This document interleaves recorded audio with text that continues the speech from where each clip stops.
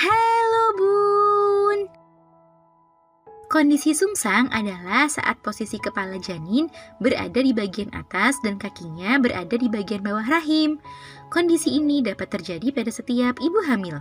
Namun tentu kondisi ini bukanlah suatu kondisi yang ideal bagi ibu hamil yang berencana melahirkan secara normal. Sehingga ibu hamil wajib memantau posisi janin saat akan mendekati persalinan.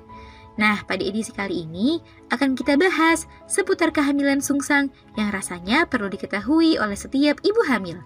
Kira-kira apa saja ya? Yuk kita bahas, Bun. Sebelum dimulai, jangan lupa support channel ini dengan cara klik tombol subscribe yang ada di bawah agar dunia Bunda semakin semangat menyampaikan informasi yang bermanfaat. 1.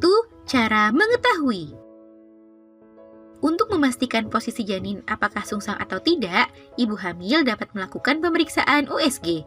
Namun ada beberapa tanda yang biasanya dapat dirasakan ibu hamil saat janin berada di posisi sungsang.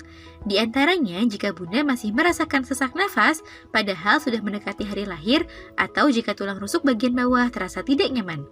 Hal itu dapat disebabkan karena kepala janin yang menekan bagian di bawah diafragma. Tapi untuk memastikannya, pantau posisi janin lewat pemeriksaan USG ya Bun. 2. Penyebab. Seperti yang telah disinggung sebelumnya, hamil sungsang ini dapat terjadi pada setiap ibu hamil dan dapat disebabkan oleh berbagai macam faktor.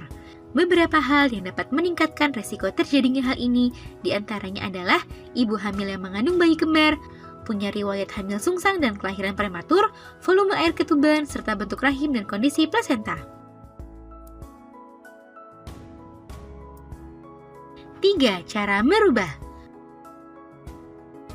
Perlu Bunda ketahui bahwa kondisi bayi sungsang masih dapat diupayakan untuk diubah. Jika kandungan masih berusia 32 hingga 36 minggu, maka peluang untuk merubah posisi janin sungsang masih cukup besar. Namun jika kehamilan sudah mencapai 37 minggu, maka biasanya akan cukup sulit untuk mengubah posisi janin tersebut karena ukurannya semakin besar. Ada metode alami yang bisa Bunda lakukan seperti memperbanyak posisi sujud serta melakukan gerakan-gerakan dalam senam hamil. Selain itu ada juga metode ECV yang hanya dapat dilakukan oleh dokter kandungan. 4. Metode persalinan. Jika saat hari persalinan posisi janin masih sungsang, maka untuk keamanan dan keselamatan Bunda, maka dokter akan menyarankan metode melahirkan secara sesar. Sebab persalinan sesar dianggap lebih aman daripada persalinan normal karena memiliki resiko yang lebih kecil untuk menyebabkan komplikasi. Jadi bagi Bunda yang ingin melahirkan secara normal, pantaulah posisi janin saat sudah mendekati hari persalinan. Biasanya dokter juga akan menyarankan untuk melakukan pemeriksaan lebih rutin saat sudah mendekati hari persalinan. 5. Komplikasi. Secara umum, hamil sungsang bukanlah suatu kondisi yang dapat membahayakan kehamilan. Hanya saja posisi janin sungsang membuat ibu hamil sulit untuk melahirkan secara normal karena beresiko menyebabkan cedera lahir dan membuat proses persalinan menjadi lebih lama dan sulit. Nah itu dia Bun, beberapa hal yang perlu diketahui oleh ibu hamil tentang bayi sungsang. Semoga informasi ini bermanfaat ya Bun. Sekian.